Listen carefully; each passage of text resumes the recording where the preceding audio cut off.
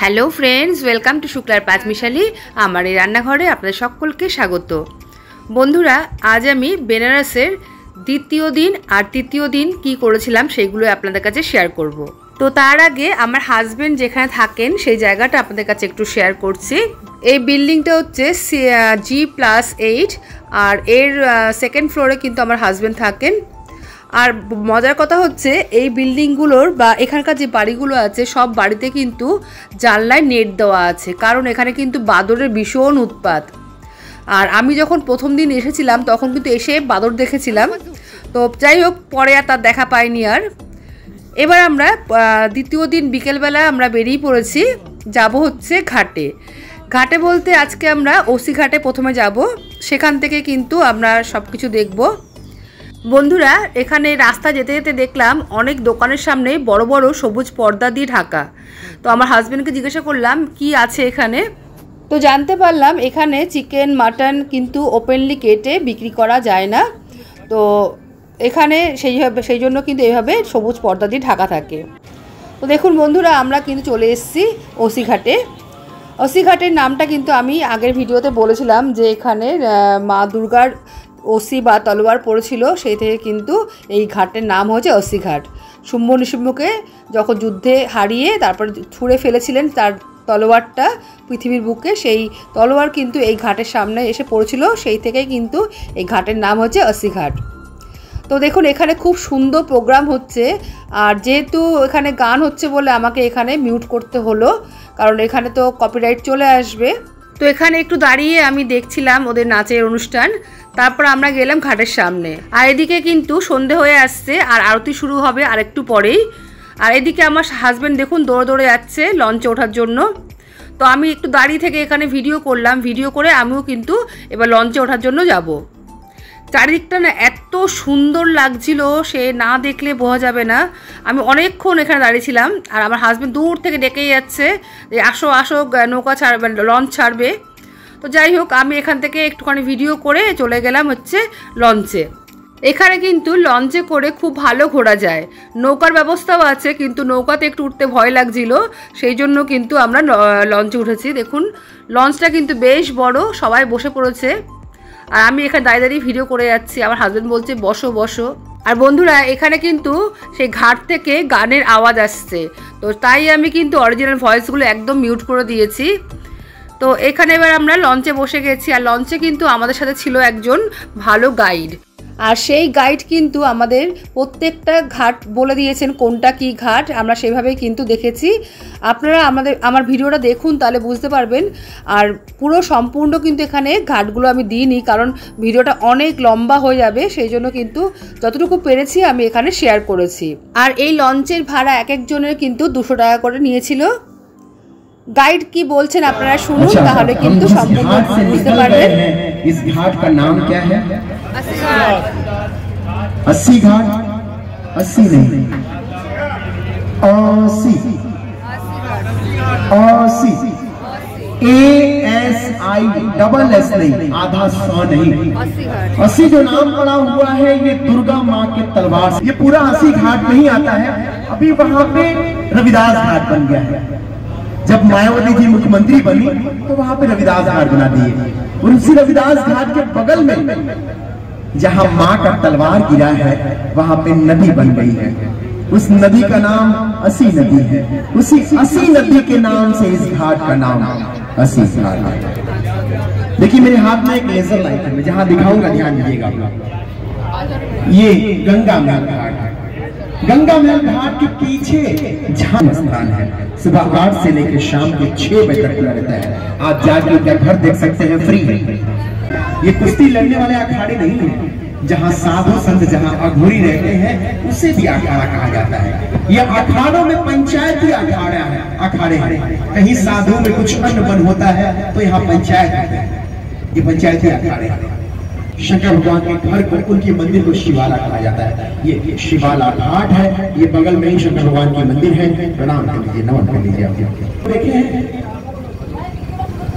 गुल्लर गुलरिया, पहले आप लोग डोम जानते हैं? डोम हमारे मरने के बाद जो हमें आग देते हैं तो हमें जलाने के लिए, नाम था। उनके यहाँ सत्यवादी हरिश्चंद्र जी चिता जलाने की नौकरी किया करते थे, वो जगह यही है। यहाँ गौरी केदारनाथ की मंदिर है। जो लोग केदारनाथ नहीं जा पाते हैं वो यहाँ दर्शन कर लेते हैं, उनको वही फल प्राप्त होता है। प्रणाम कर लीजिए, नमन कर लीजिए आप। बोले केदारनाथ माता की चौकी नहीं, पुलिस चौकी नहीं, चारपाई घाट के बगल में ये पांडे घाट है। बबुआ पांडे, विशेषर पांडे, दो बंगाली पंडित यहाँ रहा करते थे। ये जो नीले और लाल में देख रहे हैं अखाड़ा हुआ करता था, दोनों भाई यहाँ कुश्ती लड़ा करते थे। दूर दूर से लोग यहाँ कुश्ती लड़ने के लिए आया करते थे। ये समय के साथ छोटा हो गया है, ये बहुत बड़ा हुआ करता था। आप लोग इस्कॉन मंदिर जानते हैं, इस्कॉन टेम्पल, यहाँ पे इस्कॉन मंदिर है। प्रणाम कर लीजिए, नमन कर लीजिए आप। इस्कॉन मंदिर के बगल में ये माता 64 घाट है।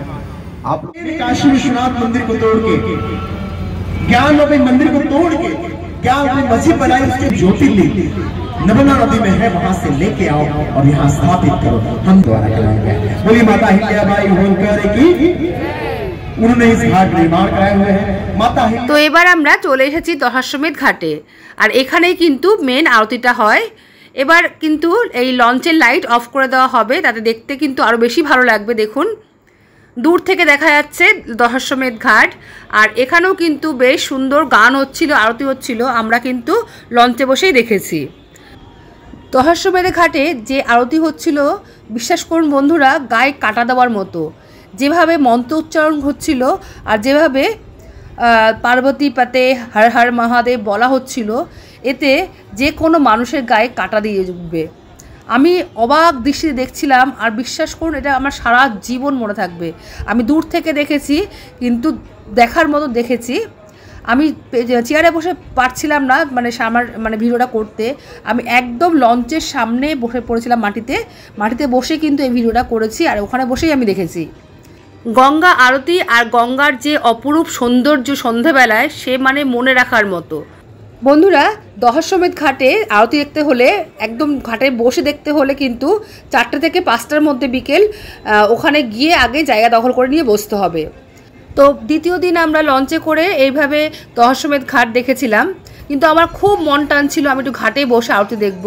বিশ্বাস করুন ভগবান যেন আমার কথা শুনেছিলেন। আমি চতুর্থ দিন আবার গেছিলাম দশাশ্বমেধ ঘাটে, গিয়ে আমি একদম ঘাটের সামনে যেখানে আরতি হয়, যেখানে দাঁড়িয়ে আরতি করা হচ্ছে, ঠিক তাদের পেছনে বসে কিন্তু আমি আরতি দেখেছিলাম। এমনকি আরতি হওয়ার আগে অনেক প্রদীপ জ্বালানো হয়, তার মধ্যে অনেক প্রদীপ কিন্তু আমিও জ্বালিয়েছিলাম। আমার পরম সৌভাগ্য যে আমি সেটা করতে পেরেছিলাম, ভগবান হয়তো আমার কথা শুনেছিলেন। তৃতীয় দিন আবারও আমরা বিকেলবেলা বেরিয়ে পড়লাম। তো প্রথমে আমরা গেছিলাম হচ্ছে দুর্গা মাতা মন্দিরে। তৃতীয় দিন দুর্গা মাতা মন্দির হয়ে তারপর কিন্তু আমরা গেছিলাম সংকটমোচন মন্দিরে। এই মন্দিরে কিন্তু কোনো রকম ফটো বা ভিডিও করা যায় না, তো আমি প্রথমে গেটের সামনে থেকে একটু আগে ভিডিও করে নিয়েছিলাম। এটা হচ্ছে শ্রী আদি দুর্গা মাতা মন্দির। এই মন্দিরের বাইরে কিন্তু অনেক ফুলের দোকান আছে, তার প্রসাদের দোকান আছে, এখান থেকে ফুল আর প্রসাদ কিনে কিন্তু মন্দিরে পুজো দেওয়া যায়। তো যাই হোক, আমরা এখান থেকে ফুল আর প্রসাদ নিয়েছিলাম, নিয়ে ভেতরে গেছিলাম, ভেতরে গিয়ে পুজো দিয়েছি। এখানে বেশিরভাগ মন্দিরের ভেতরে কিন্তু ফটো তোলা বা ভিডিও করা নিষেধ থাকে। তো যাই হোক, আমি একটুখানি এখানে চারিদিকটা ঘুরিয়ে আপনাদের দেখালাম। আর একটা কথা বলে রাখি বন্ধুরা, আমার যে অভিজ্ঞতা হয়েছে সেটা হলো, এখানে যে কোনো মন্দিরে গিয়ে আপনারা 11 টাকা বা 21 টাকা দক্ষিণা দিলে কিন্তু এরা খুব অসন্তুষ্ট হয়। আমরা পুজো বলতে কি বুঝি, নাম গোত্র বলে কারোর নামে কিন্তু পুজো দিই। এখানে কিন্তু সেই সিস্টেমই নেই, কারণ এখানে আমি ফুলের ঠাকুরের ফুল বা প্রসাদ নিয়ে দিচ্ছি, ওরা একটু জাস্ট ছুঁয়ে আমার হাতে দিয়ে দিচ্ছে। এটাই হচ্ছে পুজো। কিন্তু দক্ষিণা দেওয়ার সময় কিন্তু আমাকে 101 টাকা দিতে হবে। তো হয়তো আমার কথা শুনে অনেকেই হয়তো অসন্তুষ্ট হবেন, কেন আপনারা দেবেন না বা কিছু, ঠাকুরকে দিলে কি হয়। আচ্ছা দেখুন, আমি একটাই কথা বলি, ভগবান কি কখনো আমাদের কাছে চেয়েছে? ভগবান কি কোনো দিন এসে বলেছে যে তোমরা যদি আমাকে এত টাকা না দাও আমি অসন্তুষ্ট হব, তোমাদের মনোকামনা মনোবাসনা পূর্ণ হবে না? কোথাও কেউ বলেও নি, কেউ লেখেও নি যে ভগবানকে 101 টাকা, 501 টাকা, 1 লাখ টাকা দিতে হবে, কোথাও না। কিন্তু এখানকার মন্দিরে পুরোহিতরা ভীষণ অসন্তুষ্ট হয়, আমি দেখলাম। 11 টাকা 21 টাকা যদি আমরা দক্ষিণা দিই। অনেক জায়গায় গেছি এমনও যেখানে আমরা পুজোও দিইনি, জাস্ট দর্শন করতে গেছি, সেখানেও যদি আমরা কি বলবো 100 টাকা বা 50 টাকার নিচে দিয়েছি, কেমনভাবে একটা তাকাচ্ছে আমাদের দিকে। তো যাই হোক, এখানে আমি বলে ফেললাম এই কথাগুলো। হয়তো অনেকে খারাপ ভাববেন, প্লিজ কেউ খারাপ ভাববেন না, এটা ঠিক না। আমার যেটা মনে আসবে আমি সেটাই দেবো ঠাকুরকে, তাই না? সে ভোগ প্রসাদ হোক বা দক্ষিণা হোক। তো এখান থেকে দেখুন, এখানে আমরা বেরোনোর পথে আমরা দেখলাম অনেক দোকানপত্র আছে, অনেক বাসনপত্র, ঠাকুরের বাসনপত্রের দোকান আছে, অনেক ঠাকুরের মূর্তি বিক্রি হচ্ছে। খুব সুন্দর জায়গাটা, ভালো লেগেছে। এই দুর্গা মাতা মন্দির থেকে বেরিয়ে আমরা চলে গেছিলাম হচ্ছে সংকটমোচন মন্দিরে।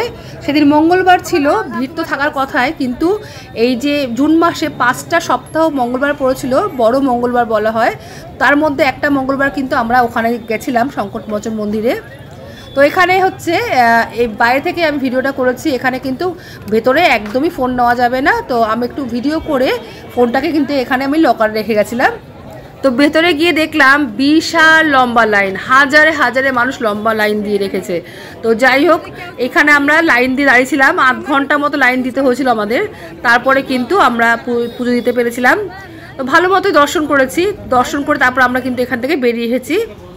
তো এত গরম লেগেছিল লাইন দেওয়ার পরে আমরা একটা দোকানে চলে এসেছি। দেখুন, এখানে হচ্ছে ঠান্ডায় বিক্রি হয়।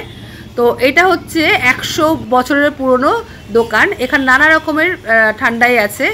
তো আমরা এখানে মানে দুটো ঠান্ডায় নিয়েছিলাম, আমার তখন মানে গলার অবস্থা খুব খারাপ ছিল ঠান্ডা লেগে, তো সেই জন্য দুটো ঠান্ডায় নিয়েছিলাম।